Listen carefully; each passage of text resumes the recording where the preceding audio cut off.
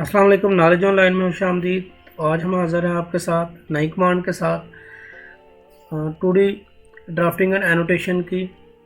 Home tab के अंदर यहाँ पर जाएं तो हमारे पास दो कमांड्स आ जाती हैं, जो कमांड ग्रुप्स आ जाते हैं। एक हमारे पास है यूटिलिटीज़, दूसरा क्लिपबोर्ड।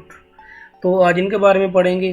पहले यूटिलिटीज़ के बारे में देख लेते हैं। तो मैं कुछ भी कोई शेप जो है वो ड्रा कर लेता हूँ। तो फर्ज कर लें मैंने यहाँ से सर्कल ड्रा कर लिया और उसके बाद यहाँ पे कुछ एक रेक्टेंगल ड्रा कर लेता हूँ। यहाँ से मैं कोई भी लाइन या पॉलीलाइन की मदद से मैं कोई लाइन ड्रा कर लेता हूँ। तो फर्ज कर लें कि मैंने ये लाइन ड्रा कर ली हुई है और उसके अलावा कुछ एक और इरेगुलर से हम थोड़ी सी शेप जो है वो कर लेते हैं। मैं ऑर्थो ऑफ करता हूँ अपना, यहाँ से कुछ इस तरह हम लोग उसको यहाँ थोड़ा चेंज कर देते हैं। चलें, ऐसी शेप हमने ड्रा कर ली। अब यूटिलिटीज़ में हम लोगों के पास क्या क्या आ जाता है कमांड ग्रुप के अंदर। तो यहाँ सबसे पहले हमारे पास मेजर टूल आ जाता है। मेजर के अंदर हमारे पास क्या है कि आप क्विक मेजरमेंट कर सकते हैं, डिस्टेंस मेजर कर सकते हैं, रेडियस डिफाइन कर सकते हैं, एंगल। एक तो तरीकाकार हमारे पास होता है कि हम डिमेंशन कमांड की मदद से, जो कि यहाँ पे है एनोटेशन के अंदर, यहाँ से इसको ले सकते हैं, लेकिन वो परमानेंटली होती है। लेकिन अगर आपने डिमेंशन नहीं देनी है, आपने कोई वैसे चेक करना है, तो आप यहाँ से डिस्टेंस, रेडियस वगैरह भी चेक कर सकते हैं। तो सबसे पहले आते हैं क्विक के अंदर। मैंने क्विक को सिलेक्शन ली, उसके बाद यहाँ पे आपके पास है कि आपने क्या सिलेक्ट करना है।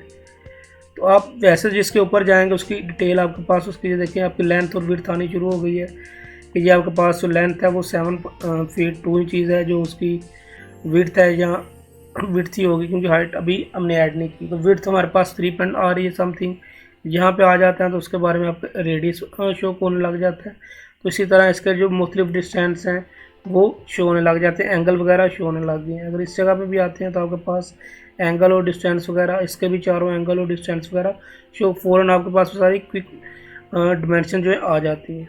अगर आपने स्पेसिफिक किसी साइड का डिस्टेंस जो है वो डिफाइन करना है तो यहाँ पे आप डिस्टेंस कमांड को लेंगे और उसके बाद क्या करेंगे, स्पेसिफाई कर देंगे। तो फर्ज कर लें कि मुझे ये जो है लाइन, इसको डिफाइन करना है कि इसका साइज़ क्या है।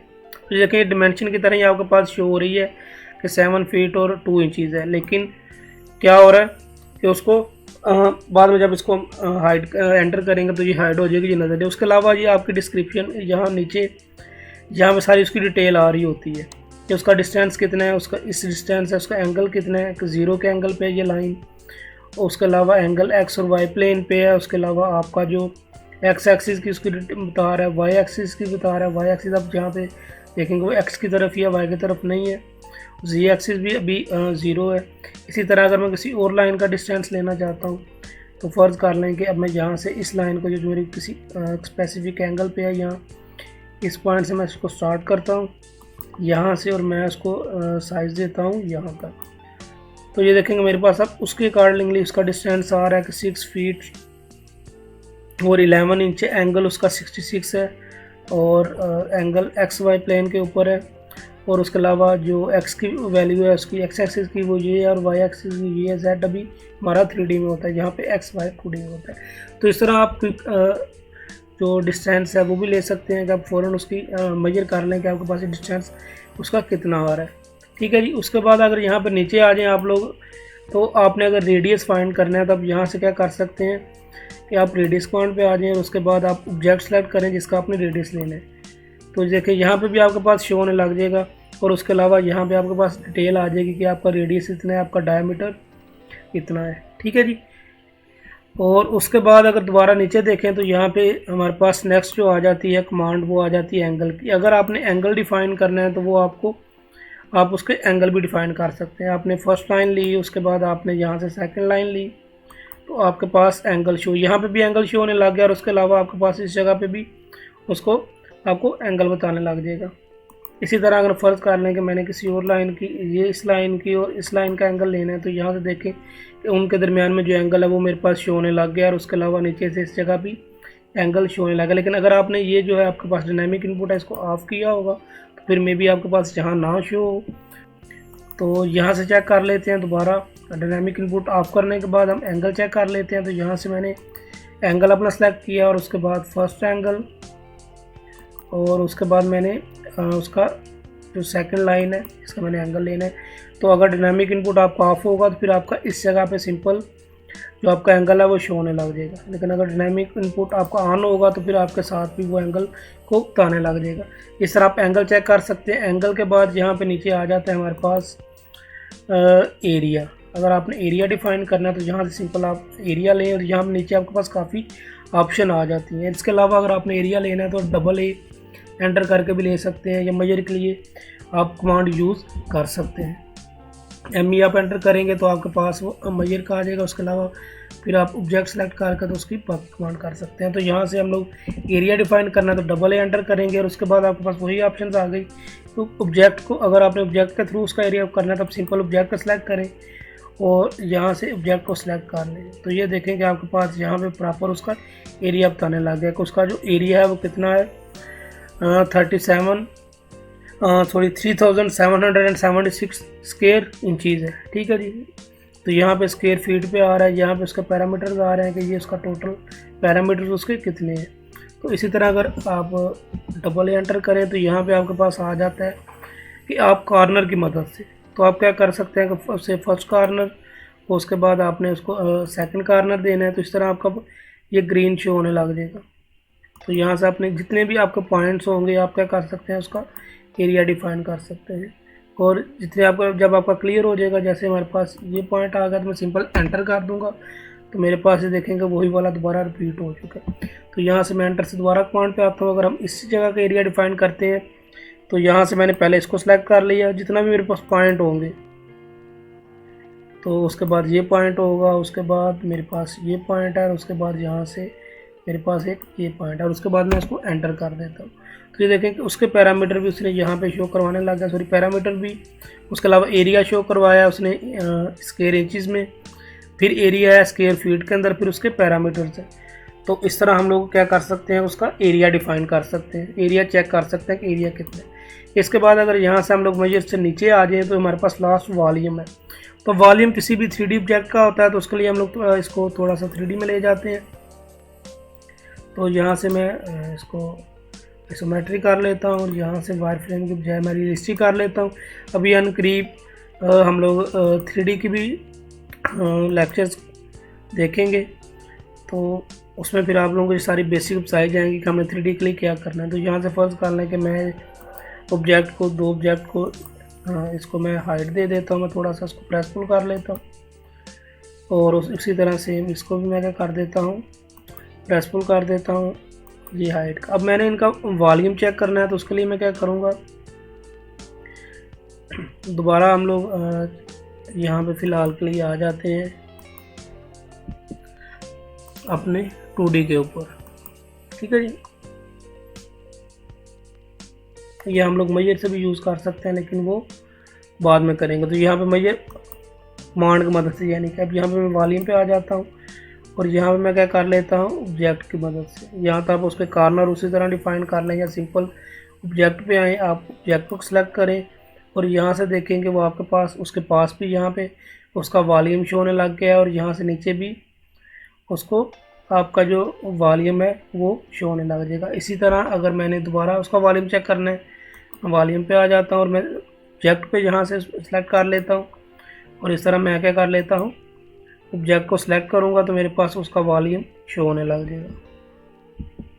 ठीक है जी। हम कंट्रोल थोड़ा सा जी कर लेते हैं, वापस 2D पे आ जाते हैं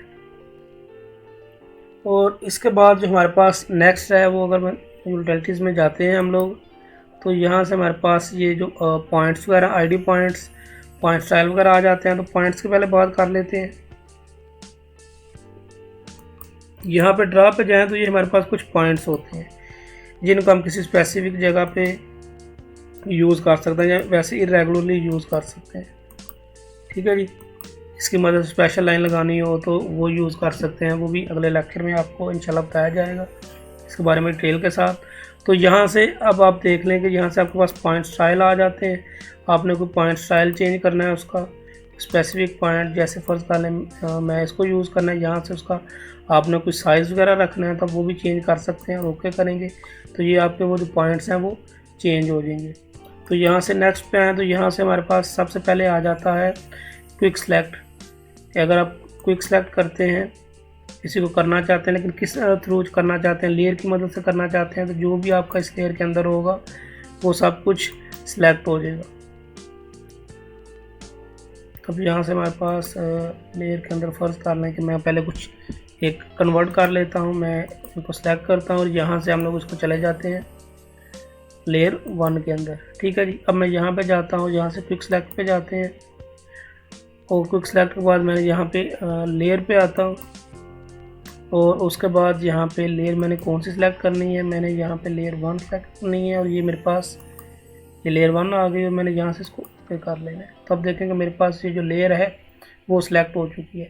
इसी तरह आप कलर की मदद से कर सकते हैं और काफ़ी सारी चीज़ें हैं जिनकी मदद से आप सिलेक्ट कर सकते हैं। और उसके नीचे आ गया यहाँ हमारे पास कंट्रोल ए, जो आपको पता है कि अपने सारी सिलेक्शन के लिए कंट्रोल ए भी कर सकते हैं और उसके अलावा यहाँ से इसको सिलेक्ट कर सकते हैं। ठीक है जी, इस तरह आपकी सारी सिलेक्शन हो जाएगी। उसके बाद आप यहाँ पे अगर नीचे देखें तो ये हमारे पास एक कैलकुलेटर आ रहा है। अगर आपने कैलकुलेटर यूज़ करना है तो आप यहाँ से सिंपल कैलकुलेटर को यूज़ कर सकते हैं। तो ये एक अच्छा सा साइंटिफिक कैलकुलेटर आपको मिल जाता है ऑटोकैड के अंदर ही। उसके अलावा अगर नेक्स्ट आ जाए क्लिपबोर्ड के अंदर तो हमारे पास वही ऑप्शन है कि आप इसको कट कर सकते हैं और उसके अलावा कॉपी कर सकते हैं। तो सिंपल आप उसको ऑब्जेक्ट को सिलेक्ट करेंगे और क्या कर लेंगे, ये वहाँ से यूज़ कर सकते हैं कमांड, या कंट्रोल सी के साथ इसको कॉपी कर लेंगे और फिर कंट्रोल वी के साथ आप उसको क्या कर सकते हैं, पेस्ट कर सकते हैं। इसी तरह आपने कोई ऑब्जेक्ट को सिलेक्ट करें, कंट्रोल एक्स करेंगे तो आपका कट हो जाएगा, कंट्रोल वी करेंगे तो वो फिर आपका पेस्ट हो जाएगा। कट और कॉपी में ये डिफरेंस होता है कि कॉपी आपकी वो पहले वाला ऑब्जेक्ट भी रहता है और दूसरी जगह पे भी आ जाता है, और कट के अंदर ये होता है कि पहली जगह से आपका ख़त्म हो जाएगा और जहाँ पे आप पेस्ट करेंगे वहाँ पे आपका वो इंसर्ट हो जाएगा। इसके अलावा आप इसके अगर ऊपर राइट सेलेक्ट करें और राइट क्लिक करें तो यहाँ से भी आपके पास क्लिपबोर्ड आ जाता है। यहाँ से आप उसको कट कर सकते हैं, कॉपी कर सकते हैं। फर्स्ट करने के मैं इसको यहाँ से कॉपी करता हूँ, तो मैंने इस ड्राइंग के अंदर भी अगर करना है तो मैं यहाँ से इसको क्या करता हूँ, क्लिपबोर्ड पे जाता हूँ और यहाँ से मैंने उसको पेस्ट करना है तो मैं यहाँ से भी पेस्ट कर सकता हूँ। और उसके अलावा अगर मैं किसी दूसरी ड्राइंग में आता हूँ, यहाँ से फ़र्ज़ कर लें कि मैं ये वाला ऑब्जेक्ट क्या कर लेता हूँ, इस ऑब्जेक्ट को कट कर लेता हूँ कंट्रोल एक्स की मदद से और मैं यहाँ से किसी दूसरी ड्राइंग के अंदर आ जाता हूँ। मैं फ़र्ज़ कर लें किसी ड्राइंग के अंदर जहाँ पे कुछ भी नहीं है और यहाँ पे मैं क्या करता हूँ, राइट क्लिक करता हूँ, क्लिपबोर्ड पे आता हूँ, यहाँ से मैं पेस्ट करता हूँ तो मेरे पास देखेंगे वो ऑब्जेक्ट वैसे ही पेस्ट हो रहा है। तो इस तरह आप लोग अपना क्लिपबोर्ड यूज़ कर सकते हैं। तो उम्मीद करता हूँ कि आज का लेक्चर आपको पसंद आया होगा। अगर आपका कोई क्वेश्चन है तो आप लोग पूछ सकते हैं, आप कमेंट्स में भी पूछ सकते हैं। उसके अलावा व्हाट्सअप नंबर डिस्क्रिप्शन में है तो आप वहाँ से भी रब्ता कर सकते हैं। तो आज के लिए इतना ही। अल्लाह हाफिज़।